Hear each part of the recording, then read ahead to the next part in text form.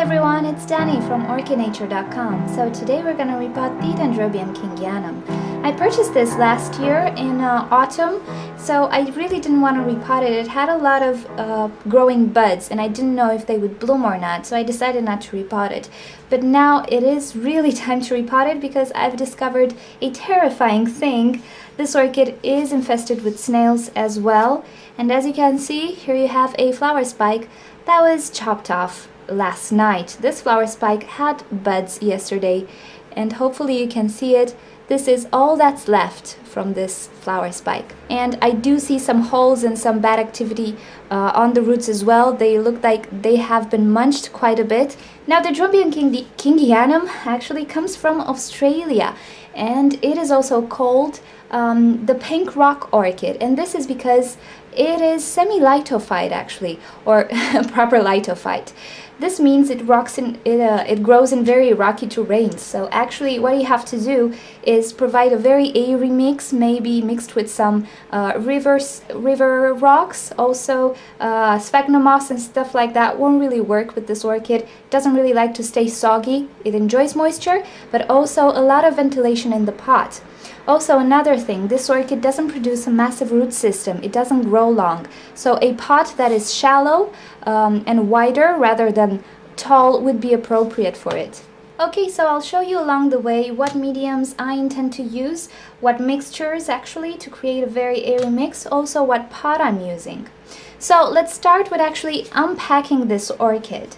I'll try to do a sort of a full repot for you guys, but I will edit the video so I don't bore you to death.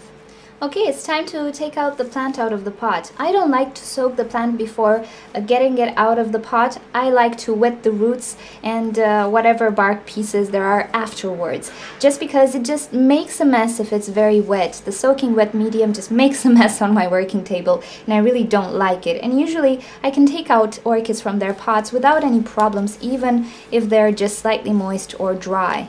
So, okay, first of all, of course, I'm gonna squeeze the pot and gently pull out the orchid.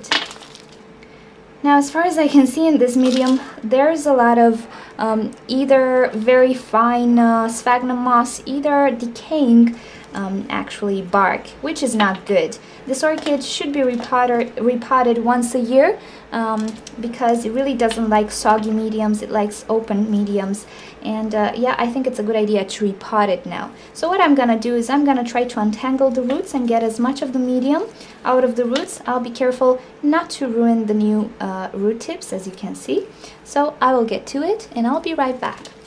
Okay, so I've left my orchid to fizz away. I cleaned it, I washed it, and I disinfected it with hydrogen peroxide. I'm not going to show you exactly how I did it because I do have a video on how I like to clean and disinfect root systems. So if you want to see that, if you're interested in that, you can check the description and you have a link there with my cleaning routine. So let's talk a little bit about what I'm going to use to repot it.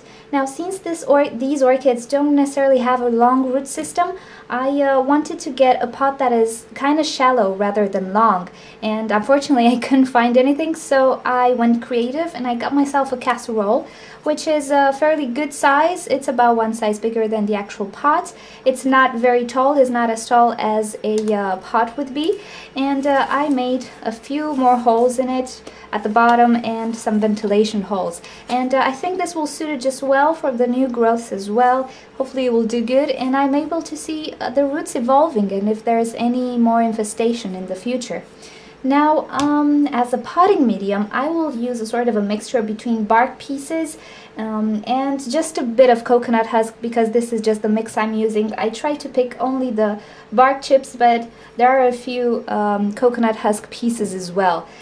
But I will make it very, very airy. I'm gonna use quite a bit of perlite, a few sponge rocks or river rocks, I'm not sure what these are, and also on the bottom of the pot, because it's not a proper orchid pot and it doesn't have that dent to the bottom of it, I'm just gonna place some lekha beads.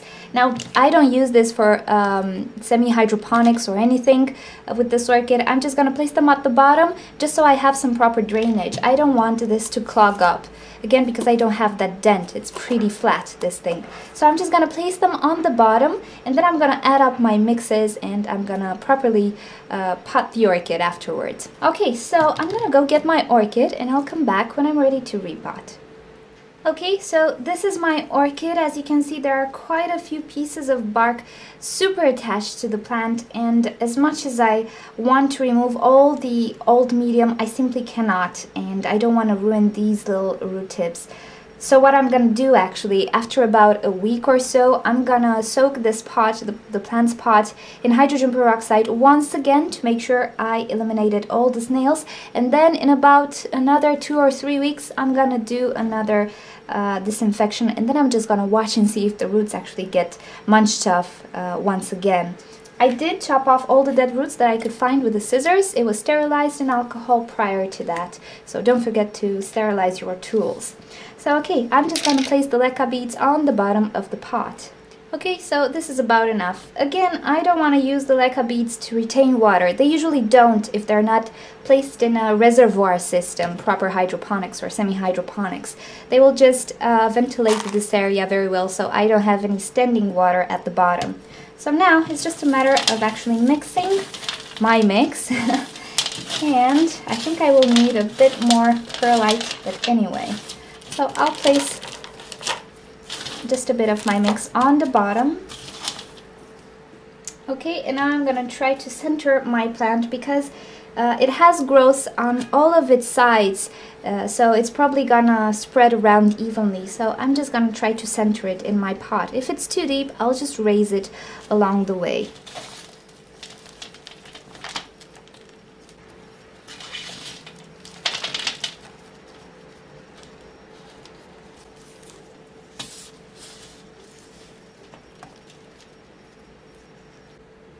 Okay, so I'm done with my orchid. This is how it looks like.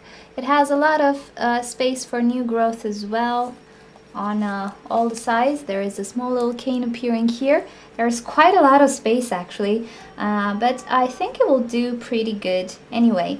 And also, since it's sprayed with hydrogen peroxide, everything that's left actually is just water. So I want to dry it out pretty well. I'll try to remove the excess water with a napkin as best as I can. And then I'm just going to let this orchid sit in front of a fan to make sure it dries very well and I don't have any crown rot or anything like that.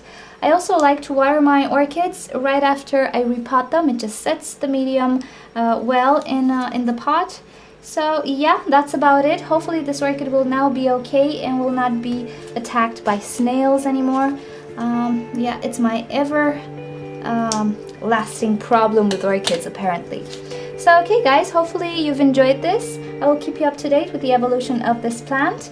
And yeah, if you want to see other videos, don't forget to subscribe to my channel. And also if you want to get in touch with us and show us your orchids and yeah, just talk to our community, you can visit orchidnature.com. The link is in the description. Okay, thank you for joining. If you have other questions or suggestions, leave them in a comment and I'll try to get back to you. I'll see you next time. Bye!